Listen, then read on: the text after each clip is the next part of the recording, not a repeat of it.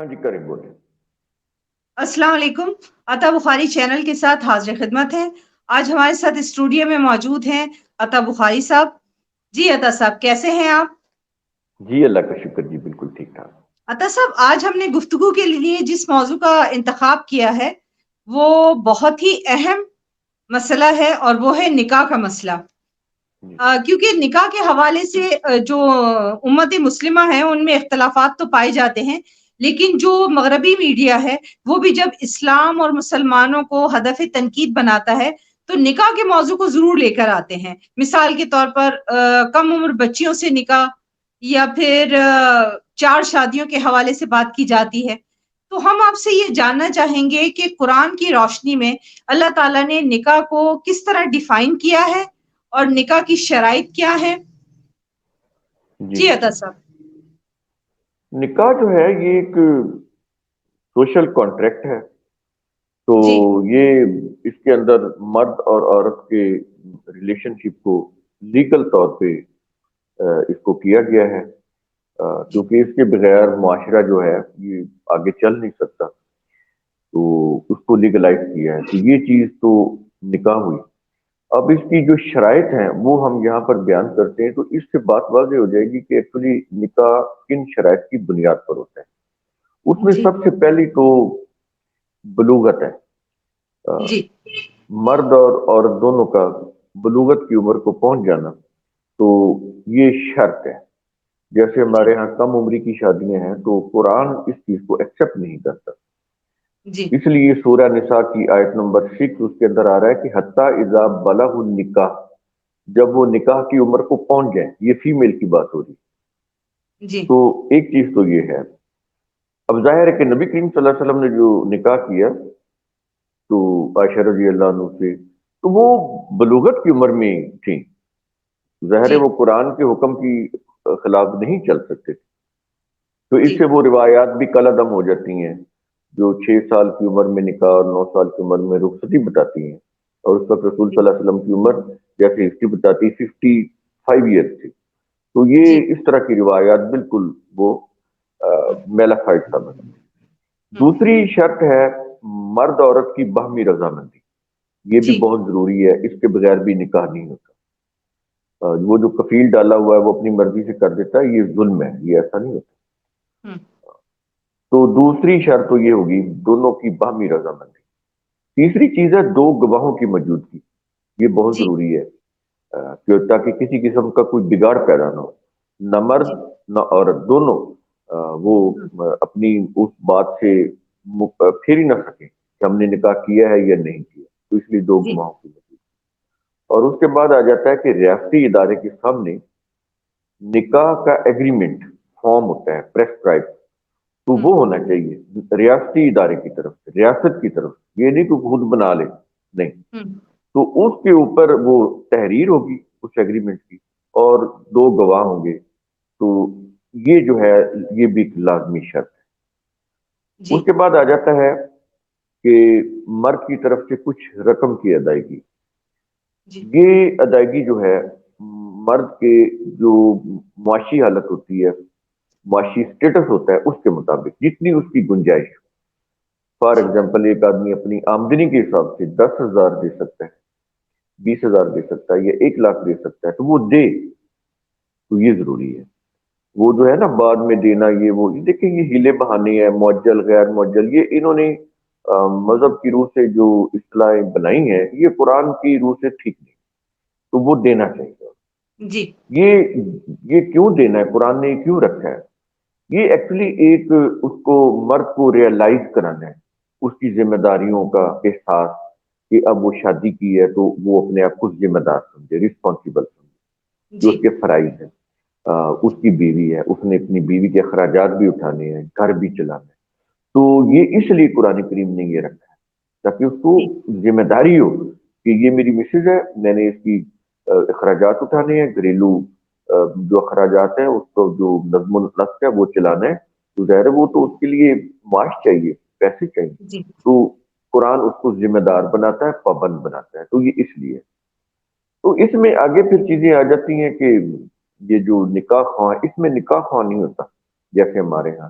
یہ کریکٹر ڈالا گیا اس میں نکاح رجسٹرار ہوتا ہے، وہ بھی حکومت کا نمائندہ ہو، جس کے اوپر نکاح کی دستاویز لکھی جائے گی وہ بھی ریاستی ادارے کی طرف سے پریسکرائب فارم ہو، پرنٹڈ فارم ہو، اس کے اوپر لکھا ہو۔ اس کو جو درج کرنے والا ہے وہ بھی حکومت کا ریاستی ادارے کی طرف سے اپائنٹڈ ہو، وہ جو شخص ہے وہ اس کو باقاعدہ اس کا اندراج کرے اور اس کو باقاعدہ ریکارڈ میں رکھے، یہ جی بہت ضروری ہے۔ تو یہ چیز ہوگی۔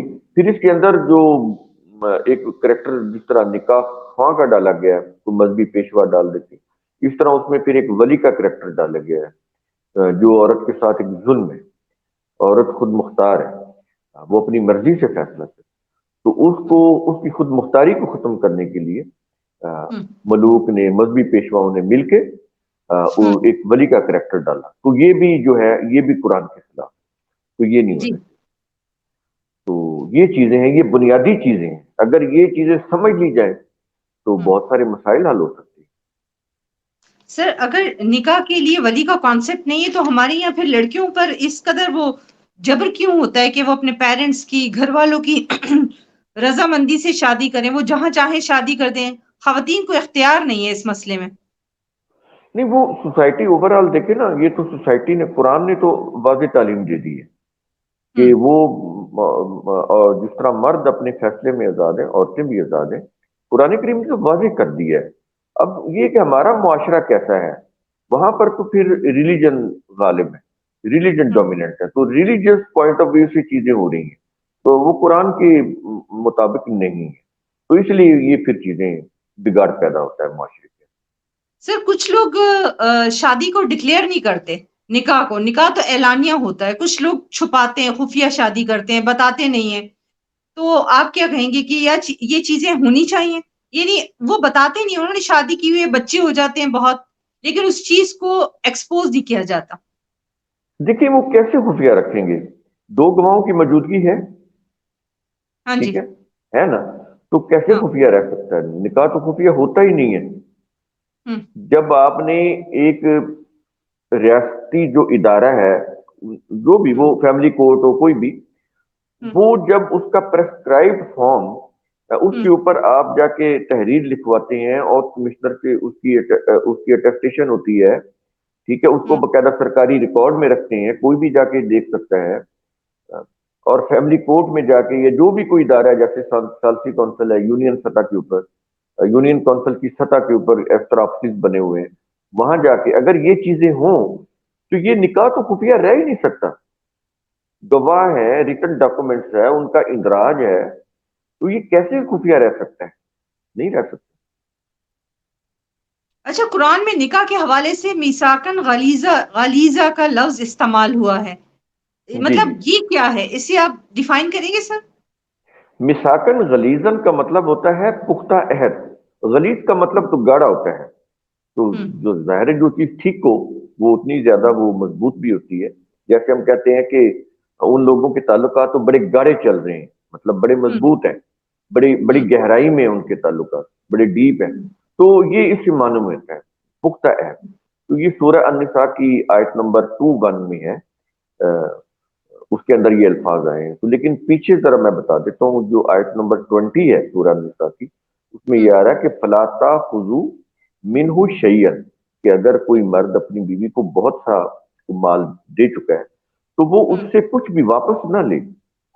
ہم، آگے کہا گیا کہ کیا تم اپنی بیوی پر بہتان لگا کر، اسی آیت کے اندر یہ جو 20 نمبر، کہ تم اپنی بیوی پر بہتان لگا کر اس پر سریاً ظلم کر کے اس سے مال واپس لوگے؟ یہ ہم، صحیح نہیں۔ اس کے بعد پھر اگلی آیت آتی ہے 21 کی، تو اس کے اندر یہ مساکن غلیظن کے لفظ ہیں، تو ان کے شروع میں ہے کہ وَكَيْفَ تَأْخُذُونَهُ وَقَدْ أَفْضَىٰ بَعْضُكُمْ إِلَىٰ بَعْضٍ، تم اپنی بیوی کو دیا ہوا مال واپس کیسے لے سکتے ہو؟ سوالیہ انداز میں کہہ رہا ہے، کیسے لے ہم، سکتے ہو تم، جبکہ تم میں سے ہر ایک دوسرے سے ملاپ کر چکا ہے، تم مل ہم، چکے ہو، تمہارا فزیکل ریلیشن شپ بن چکا ہے، تو اب تم اپنی بیوی کو کہو گے کہ مجھے مال واپس دے دو؟